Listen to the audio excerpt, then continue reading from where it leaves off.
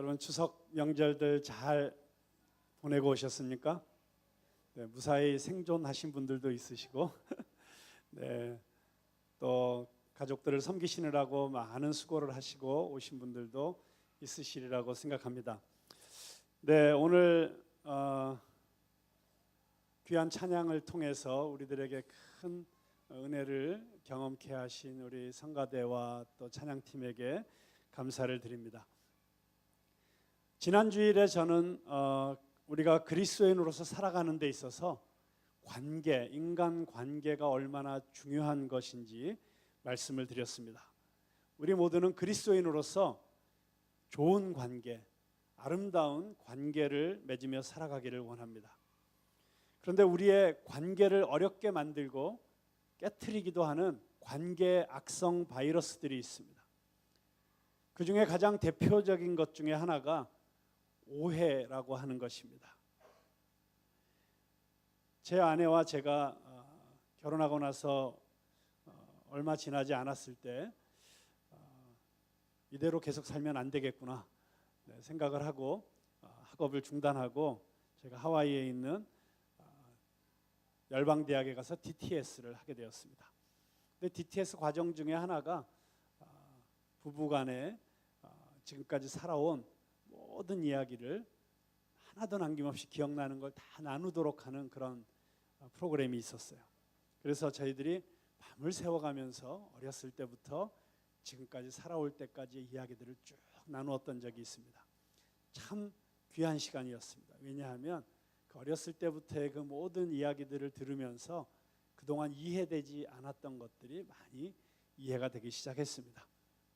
자, 그런데 그때 그 이야기를 나누는 가운데 굉장히 즐겁고 기쁘고 행복했던 기억들도 있었지만 참 아프고 힘들었던 기억들도 있었습니다. 그런데 우리 안에 가장 아프고 힘들었던 상처들이 대부분 다른 사람들로부터 오해받은 경험이었다는 것을 발견하게 되었습니다. 여러분의 경우는 어떠신지 모르겠습니다. 다른 사람에게 오해받았던 경험이 있으십니까? 그래서 그 오해 때문에 너무 힘들고 억울하고 상처받았던 적도 있으십니까?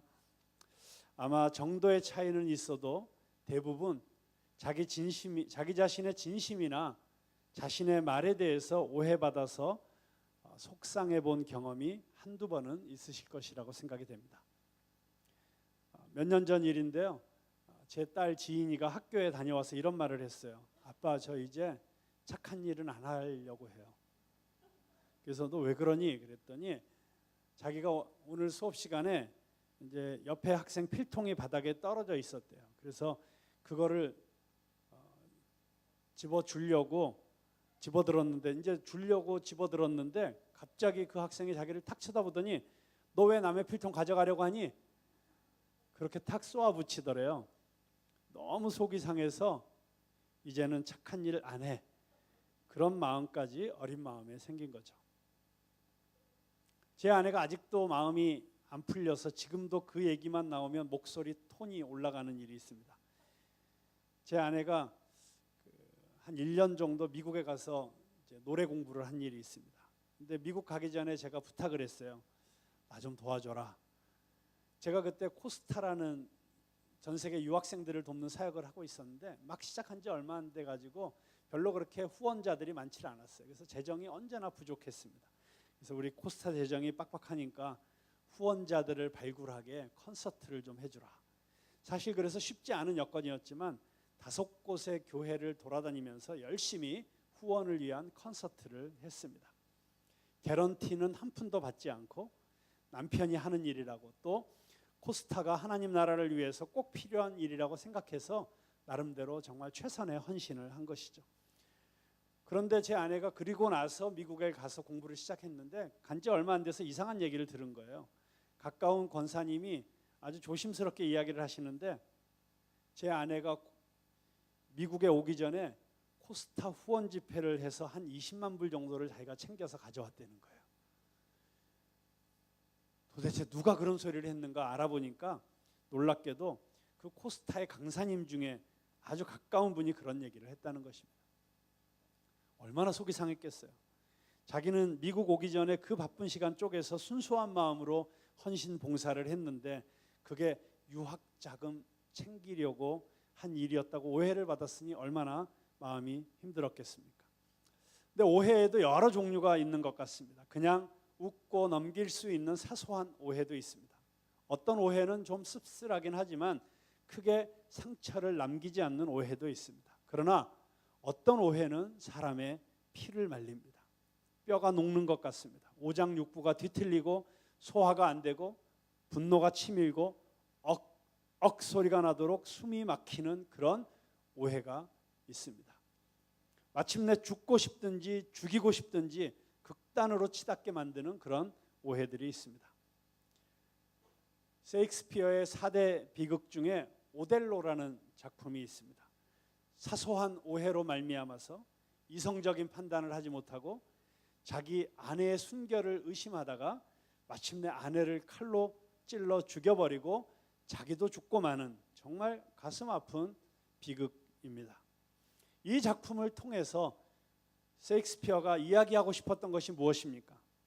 인간관계 속에서 오해가 얼마나 무서운 것이고 그 결과가 얼마나 비극적일 수 있는지 보여주려고 한 것 아닙니까? 사실 얼마나 많은 소중한 관계들이 사소한 오해들이 쌓여서 깨어지고 상처받고 파괴되어 가고 있습니까? 문제는 오해하고 싶어서 하는 사람은 없다는 것입니다. 왜 아무도 원치 않는 오해들이 발생하는 것일까요? 지금은 한물 같습니다마는 한때 사오정 시리즈라는 유머가 아주 히트를 쳤던 적이 있습니다. 아마 여러분들도 최소한 사오정 시리즈 중에 몇 가지는 기억하실 거예요. 기억들 하시나요? 사오정이 무슨 소리인지 지금 사오정 같이 생각하고 계시는 분 계시죠? 네, 뭐 예를 들면 이런 거예요. 뭐 사오정들이 카페에 가가지고 주문을 하는데 첫 번째 사오정이 저는 콜라 주세요. 그랬더니 두 번째 사오정이 그럼 저도 녹차 주세요. 그러니까 세 번째 사오정이 그럼 저도 사이다 주세요. 그랬더니 네 번째 사오정이 그럼 그냥 우유 4잔 주세요.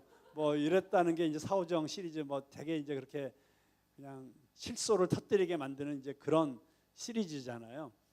제가 그 사오정 시리즈 중에 참 인상 깊었던 게 이런 거예요. 사오정이 사또가 돼가지고 어느 마을에 고을에 부임을 했는데 거기에 너무 예쁜 춘향이가 있었던 거예요. 그래서 춘향이에게 홀려가지고 춘향이를 데려다가 수청을 들라고 얘기를 한 겁니다. 그러니까 이 춘향이가 나는 죽어도 수청을 들지 않겠습니다. 그랬더니 사오정이 갑자기 옆에 있는 상자를 꺼내더니 거기에 그 여성들이 제일 좋아하는 여성들은 왜 아주 작은 거 갖고도 다 감동하잖아요. 뭐 꼭 커야만 감동하는 게 아니고 작은 거로도 감동하잖아요. 뭐 다이아몬드라든가 뭐 루비라든가 뭐 에메랄드라든가 뭐 이런 거를 막 꺼내 보이면서 네가 나에게 수청을 들기만 하면 이 모든 것이 다 너의 것이다. 그랬더니 춘향이가 마음이 확 돌아가지고 수청을 들겠습니다. 그런 거예요. 그랬더니 사오정이 이 독한 년 죽여버려라. 그랬다는 거 아닙니까?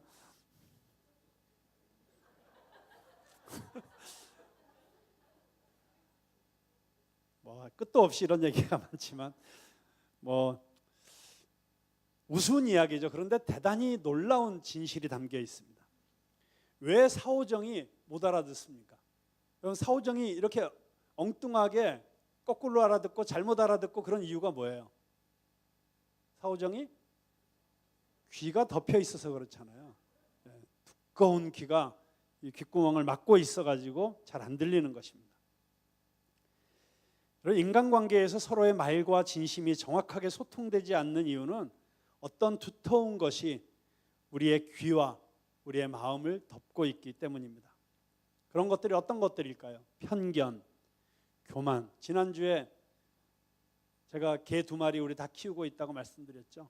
선입견, 편견, 자기 경험, 욕심, 무관심 여러 가지로 표현할 수 있겠지만 저는 그것들을 한마디로 자기중심적 사고라고 정의하고 싶습니다. 자기중심적 사고의 틀 안에서 대화하는 사람들은 이런 특징을 갖습니다. 첫째, 듣기보다는 언제나 남에게 먼저 이야기하여 이해받고 싶어 합니다. 둘째, 이해하려는 의도를 갖고 듣는 것이 아니라 대답할 의도를 갖고 듣습니다. 셋째, 대부분의 경우 말을 하고 있거나 말할 준비만 하고 있습니다. 넷째, 자신이 갖고 있는 패러다임을 통해서 모든 것을 그것을 통해서 여과시키고, 그리고 다른 사람들의 생각과 사고 속에 자기 자신의 생각을 심어주기 위해서 노력을 합니다. 어쩌면 이것은 정도의 차이는 있겠으나 우리 모두에게 해당되는 이야기가 아닐까 생각이 됩니다. 우리는 자기 자신의 논리로 가득 차 있고 모든 것을 자신의 경험에 비추어서 이해하려고 합니다. 그러면서도 나는 상대방에게 이해받기를 원합니다. 우리가 나누는 대화는 그래서 각자의 독백을 모아놓은 것에 지나지 않습니다. 그래서 다른 사람의 내면에서 무엇이 진행되고 있는지, 어떤 것이 그 상대방의 마음속에서 돌아가고 있는지 조금도 이해할 수 없습니다. 그래서 이 세상은 이해받지 못하는 사람들의 탄식으로 가득 차 있는 것입니다. 부모는 자식이 이해가 안 된다고 말합니다. 자식은 부모가 이해를 못 해준다고 불평합니다. 남편은 아내는 남편이 자기를 이해하지 못한다고 한탄을 합니다. 기업가들은 노동자들은 기업주들을, 학생들은 교수들은 학생들을 이해하지 못하겠다고 합니다. 이런 현실 속에서 그리스도인으로서, 예수님의 제자로서 우리는 어떤 삶을 살도록 부름을 받았습니까? 오늘 저희들이 함께 읽은 누가복음 5장 1절에서 11절의 이야기는 예수님께서 제자들을 불러 모으시는 그런 이야기 가운데 가장 극적인 이야기를 담고 있습니다. 이 이야기는 예수님께서 사람들에게 설교를 하고 계시는 장면으로부터 시작합니다. 아마 큰 무리가 모여 있었던 것 같습니다. 적은 무리였다면 굳이 배를 육지로부터 떼어내서 그것을 설교단으로 만들어서 그렇게 설교를 해야 될 필요가 없으셨을 테니까요. 본문은 설교의 내용이 무엇이었는지에 대해서는 전혀 알려주지 않습니다.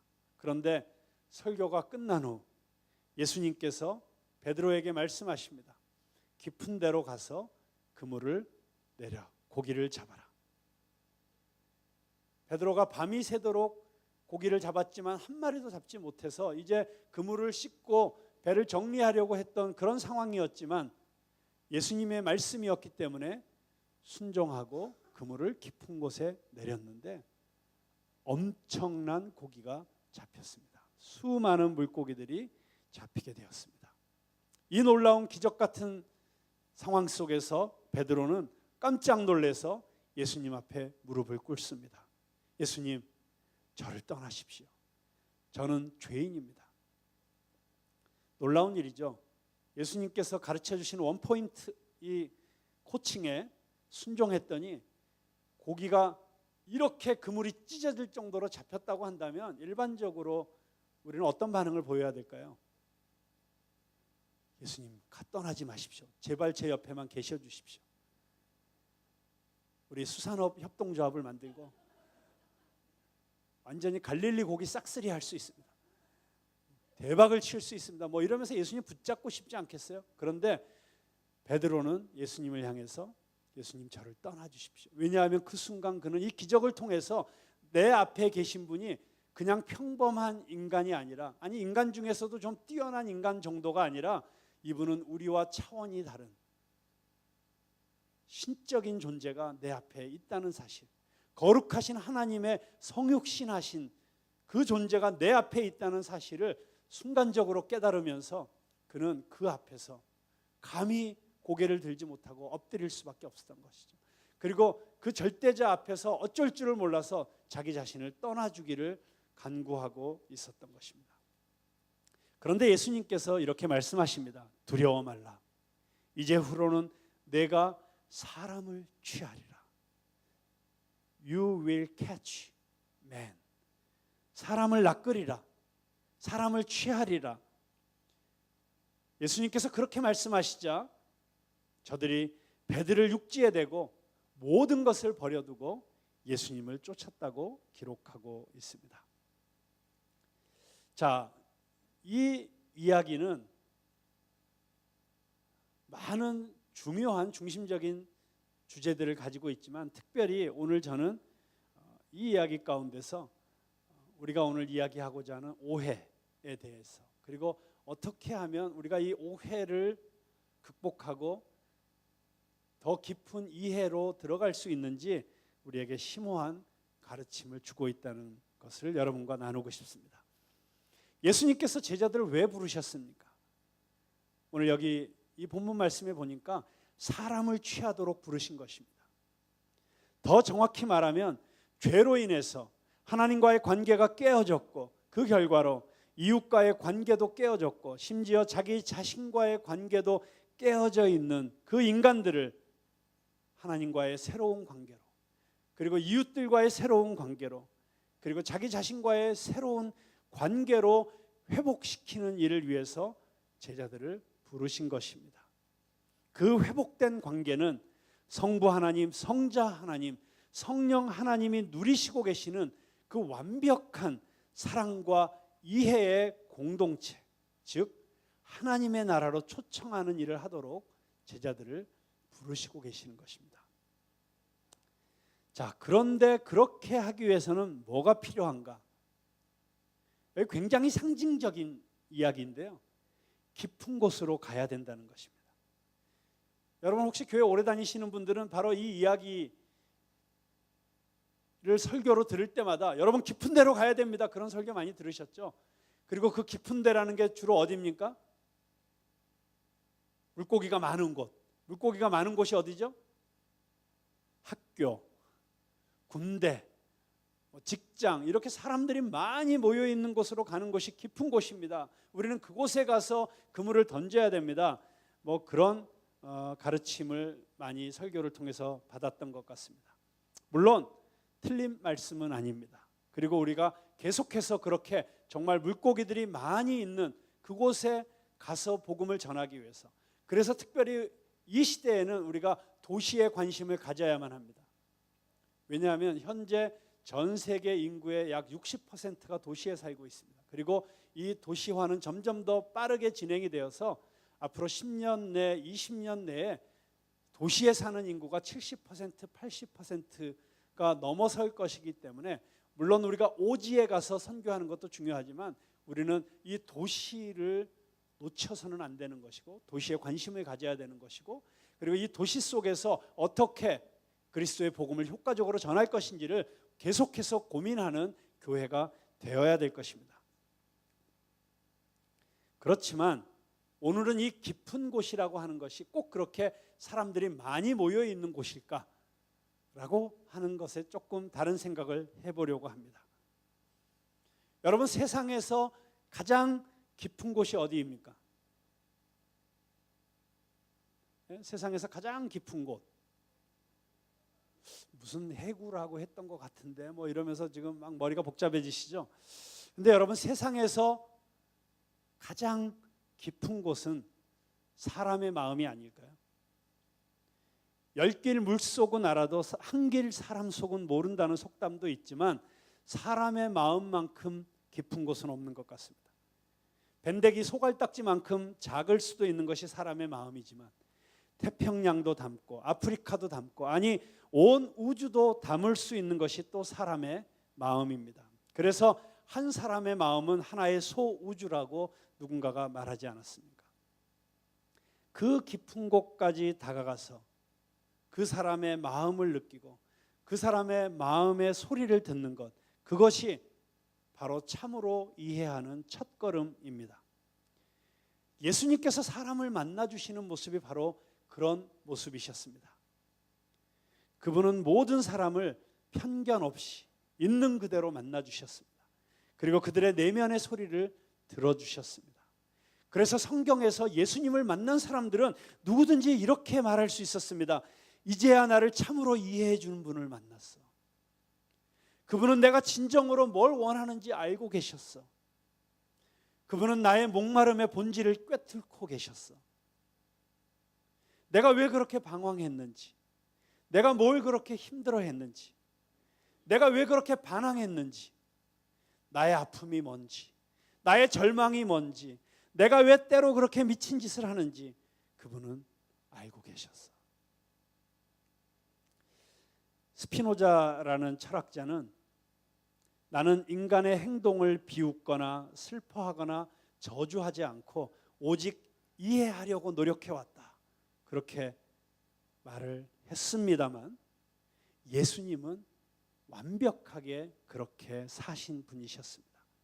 그분은 저와 여러분의 마음 저 깊은 곳까지 이해하시는 분이시고, 그래서 우리 마음속에 있는 그 아픔을 같이 아파해 주시는 분이시고, 우리가 남몰래 탄식하고 눈물 흘릴 때 같이 눈물 흘려 주시는 분이시라는 것입니다. 우리가 너무 좋아하는 복음성가 가운데 이런 찬양이 있죠. 주님과 같이 내 마음 만지는 분은 없네. 오랜 세월 찾아 내게 주밖에 없네. 주님과 같이, 주님과 같이 내 마음 만지는 분은 없네. 오랜 세월 찾아 난 알았네. 내게 주밖에 없네. 네, 그렇습니다. 정말 주님과 같이 우리의 마음을 아시는 분도 없고 우리의 마음을 만져주실 수 있는 분도 없습니다. 예수님께서 제자들을 부르시면서, 저와 여러분들을 부르시면서 그분은 우리가 그분처럼 자기중심적 사고의 한계를 뛰어넘어서 모든 사람들을 그렇게 예수님처럼 예수님의 눈으로 바라보고 예수님처럼 내 옆에 있는 사람을 그렇게 이해해 주는 사람들이 되기를 원하신다고 저는 분명히 믿습니다. 그러나 어떻게 그런 일이 가능하겠습니까? 우리는 오히려 여전히 이해하기보다는 판단하고 위로하기보다는 더 상처를 주고 이야기를 들어주기보다는 섣부른 충고로 남을 고치려고 하는 사람들이 아닙니까? 심지어 내가 가장 사랑한다고 하는 사람들에게조차도 우리는 이렇게 이해하는 마음으로, 이해하는 자세로 다가가는 것이 아니라 너무나도 내 중심적으로 다가가서 오히려 상대의 마음을 힘들게 하고 있지는 않습니까? 진정 내 이웃의 깊은 내면에 들어가서 그들과 함께 느끼고 하나 되는 깊은 만남보다는 얄팍하고 피상적인 관계들로 분주한 그런 삶을 살아가고 있지는 않습니까? 베드로가 주님 앞에 엎드려서 주님, 저는 죄인입니다, 이렇게 고백했듯이 주님, 저는 그런 만남, 그런 관계를 갖고 나갈 능력이 없습니다. 저를 도와주십시오. 그렇게 고백할 수밖에 없습니다. 그런데 그런 베드로를 예수님께서 부르시고 계십니다. 마가복음에는 나를 따르라, 내가 너로 사람을 낚는 어부가 되게 하리라, 이렇게 기록이 되어 있습니다. 베드로의 연약함, 베드로의 한계를 아시는 그분께서 여전히 그 베드로를 사람을 낚는 어부로 부르시고 계시는 것입니다. 우리도 우리의 연약함과 한계를 인정할 수밖에 없습니다. 그럼에도 불구하고 나를 따르라고 하시는 그분의 말씀에 순종할 때 우리가 꼭 기억해야 되는 예수님의 모습이 있습니다. 첫 번째로 예수님께서는 모든 지역적, 정치적, 인종적, 사회적, 문화적 장벽과 편견을 뛰어넘어서 사람들을 만나셨습니다. 우리 안에도 알게 모르게 너무나도 많은 장벽들이 이미 높게 쳐져 있을 수 있습니다. 어떤 특정한 사람들을 향해서 우리 안에 이미 문화적 편견이 자리 잡고 있을 수 있습니다. 우리 안에 의식적으로, 무의식적으로 들어있는 편견과 선입견을 내려놓아야 합니다. 둘째로 예수님께서는 상대방을 이해하시기 위해서 상대방의 자리에 기꺼이 가셨던 분이십니다. 그분은 우리를 이해하시기 위해서 하늘 보좌를 버리시고 이 땅에 오셔서 우리가 겪을 수 있는 모든 것을 경험하셨습니다. 우리가 판단하기 전에, 우리가 결정하기 전에, 우리가 쉽게 말하기 전에 잠깐만이라도 상대방의 입장에 서 보려고 한다면, 상대방의 입장에 선다는 것, 여러분 영어로 understand라고 하는 단어가 바로 그 밑에 선다는 말 아닙니까? 너도 내 입장이 한번 되어봐라. 이 말을 우리는 마음속으로 얼마나 많이 합니까? 입장만 한번 바꿔놓고 생각해도 우리는 많은 것을 이해할 수 있습니다. 명절 때 부엌에 들어가는 아들을 보는 시어머니의 마음과 장모님의 마음은 차이가 있을 수밖에 없습니다. 장모의 입장에서 한번 생각해보고 시어머니의 입장에서 생각해보면 이해할 수 있는 것이죠. 세 번째로, 예수님은 사람들을 만나실 때 대중으로 만나시지 않으셨습니다. 한 사람 한 사람에게 관심을 가지셨고 한 번에 한 사람과 깊이 만나셨습니다. 어쩌면 우리에게 있어서 정말 중요한 사람들은 저 어떤 집단이 아니고 어떤 대중이 아니고 어떤 조직이 아니고 지금 내 앞에 있는 바로 그 한 사람이라는 사실을 우리는 기억해야 될 것입니다. 유엔에서 전임 사무총장을 지낸 한마 슐트라고 하는 분은 생전에 이런 의미심장한 말을 하였습니다. 당신이 대중을 구원하려고 노력하는 것보다 문제가 있는 한 사람에게 전념하는 것이 보다 고귀한 일이다. 여러분, 그렇기 때문에 지금 내 앞에 있는 사람, 아니 지금 내 옆에 가장 가까이 있는 그 한 사람에게 집중해 보실 수 있기를 바랍니다. 자녀들과 1대1로 시간을 가져보십시오. 그들의 말에 귀를 기울이고 이해하기 위해서 노력해 주십시오. 청소년들을 자녀로 두고 있는 부모님들이 계시다면 힘들어도 BTS 노래도 열심히 들어보시고, BTS라는 말 자체가 무슨 뜻인가 라고 하시면 그래서 쉽지 않은 것이죠. 그래서 아이들의 시각을 통해서 가정, 학교 생활, 그리고 이들이 직면하고 있는 도전과 이들이 지금 겪고 있는 문제들을 바라보는 시간을 가져주십시오. 배우자와 일부러 시간을 따로 내서 함께 저녁 식사를 하든지 같이 즐길 수 있는 일을 해보십시오. 제가 이렇게 설교를 하고 있으면 저 뒤에 앉아있는 제 아내가 먼저 설교한 대로 살아보십시오라고 그렇게 속으로 생각하고 있다고 저는 이해하고 있습니다. 서로 상대방을 경청하고 이해하기 위해서 노력하십시오. 서로 상대방의 눈을 통해서 인생을 바라보십시오. 네 번째로, 예수님은 사람들과 대화할 때 말 그 자체만 듣지 않으셨습니다.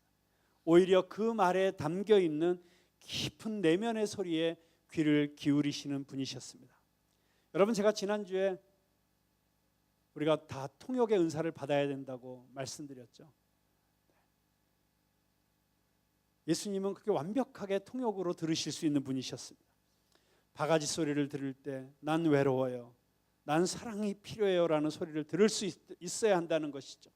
이유 없이 화를 내고 조금도 참지 못하는 모습 속에서 난 불안해요, 두려워요, 지쳤어요 라고 하는 소리를 들을 줄 알아야 된다고 하는 것입니다.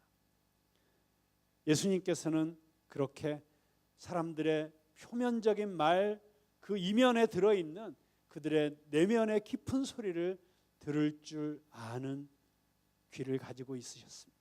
우리도 바로 그렇게 예수님처럼 모든 사람들의 마음속 깊은 곳에 있는 이야기를 들을 수 있어야 될 줄로 믿습니다. 한 가지만 더 기억하십시다. 이렇게 우리가 노력을 하면 상당히 우리의 관계들이 많이 좋아지고 아름다워지겠지만 그래도 여전히 우리를 오해하고 어렵게 하고 힘들게 하는 사람들은 늘 있을 것이라는 것입니다. 예수님께서도 사람들에게 진심으로 사랑으로 다가가셨지만 그분도 역시 엄청난 오해를 받으셨습니다. 그분은 오해받는 것의 아픔을 누구보다도 잘 아시는 분이십니다. 그렇기 때문에 오해받고 관계가 힘들어질 때 너무 좌절하지 마십시오.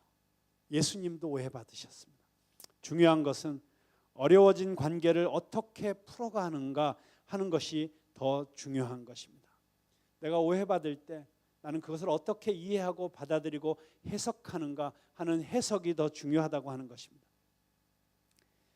제가 분명히 말씀드릴 수 있는 것은 여러분이 그 어려운 관계에 집중하고 있는 한, 또 그 어려움을 느끼게 만드는 그 상대방에게 집중하고 있는 한, 그 관계는 점점 더 어려워질 가능성이 크다는 것입니다. 오히려 당신의 시선을 그 문제로부터, 그 사람으로부터 떼어서 주님을 바라보시고 주님께 더 가까이 나아가 보십시오. 제가 결혼하기 전에 읽은 책 가운데 굉장히 저에게 도움을 주었던 책이 있는데, 그 책에 관계의 삼각형이라는 이런 도표가 나와 있었습니다. 그런데 그 삼각형이 있는데 삼각형의 꼭지점에는 하나님이 계시고 또 다른 한쪽 꼭지점에는 내가 있습니다. 그리고 다른 꼭지점에는 나에게 중요한 의미가 있는 또 다른 한 사람이 거기에 있습니다. 자, 이 삼각형은 누구와의 관계에도 적용할 수가 있습니다. 나와 반대편에 있는 그 상대방의 자리에 아내가 들어갈 수도 있고 남편이 들어갈 수도 있습니다. 직장 상사가 들어갈 수도 있고 친구가 들어갈 수도 있습니다. 물론 부모님도 들어갈 수 있고 자녀도 들어갈 수가 있습니다. 자, 이 삼각형의 비밀은 무엇인가? 내가 주님과의 관계가 짧아지고 가까워지면 가까워질수록 자연스럽게 그 삼각형은 작아지고, 그래서 상대방도 나와 점점 더 가까워지게 되는 것입니다. 내가 주님과의 관계가 멀어지면 그 삼각형이 점점 커지면서 상대방과의 거리도 점점 더 멀어지게 되어 있습니다. 예, 바로 그것입니다. 내가 주님과의 관계가 가까워지면 가까워질수록 나에게 의미 있는 그 한 사람과의 관계가 점점 더 가까워질 수 있게 된다는 것입니다. 제가 그 책을 읽고 나서 결혼 초기에 보니까 정말 그게 사실인 것 같아요. 이제 결혼 초기에 보면 싸울 일이 하나도 없잖아요. 라고 얘기하면 말도 안 된다고 생각하시겠죠. 얼마나 싸울 일이 많았겠어요. 그래서 이제 싸우고 이제 서로 뾰루퉁해가지고 쳐다보지도 않고, 아내가 삐져가지고 말도 안 하고 힘들어 있고, 그러면 이제 갓 결혼한 이 새신랑이 얼마나 그게 막 힘들겠어요. 야, 이거 어떻게 풀어야 되나 막 걱정을 하고 있는데, 근데 신기하게도 너무 쉽게 관계가 싹싹 풀리는 일들이 일어나는 거예요. 근데 언제 그런가 봤더니 저랑 한바탕 하고 나서 울고 화나고 그런 순간에 제 아내가 골방에 들어가서 기도를 하고 나면 저랑 확 풀리더라고요. 그래서 제가 알았어요. 아내가 믿음이 좋아질수록 내가 편하게 사는 거구나. 그래서 더 기도하라고 그렇게 제가 적극적으로 기도를 권장했었던 생각이 납니다. 그렇습니다. 주님과 나의 거리가 좁혀지고, 그리고 또 좁혀져서 아예 주님과 하나가 될 때, 나는 죽고 내 안에 그리스도가 살 때, 그때 우리는 하나님께서 나에게 맡겨주신 나의 가까운 이웃들, 그리고 나에게 가장 소중한 사람들과 가장 아름다운 관계를 만들어갈 수 있게 될 것입니다. 오늘 이 시간에 오늘 말씀을 마치면서 저는 아까 제가 잠깐 불렀던 주님과 같이 내 마음 만지는 분은 없네. 여러분, 사랑과의 관계 속에서 우리는 언제나 상처받을 수밖에 없고, 그리고 힘든 일들을 늘 겪을 수밖에 없습니다. 그러나 그럴 때마다 그것을 사람과의 관계 속에서 풀려고 하지 마시고, 나보다도 사랑하시는 그분, 나를 나보다도 더 잘 아시는 그분, 내 머리털까지도 세신 바 되신 그분에게 나아가십시오. 그리고 그분에게 여러분의 마음을 내어놓으십시오. 지금도 혹시 여러분 마음 가운데 어떤 힘든 것들이 있으십니까? 주님께서 다가오셔서 내 마음 만져주시고 치유해 주시고 회복시켜 주시기를 위해서 우리 기도하는 마음으로 이 찬양을 한번 같이 부르시도록 하겠습니다. 주님과 같이 내 마음 만지는 분은 없네.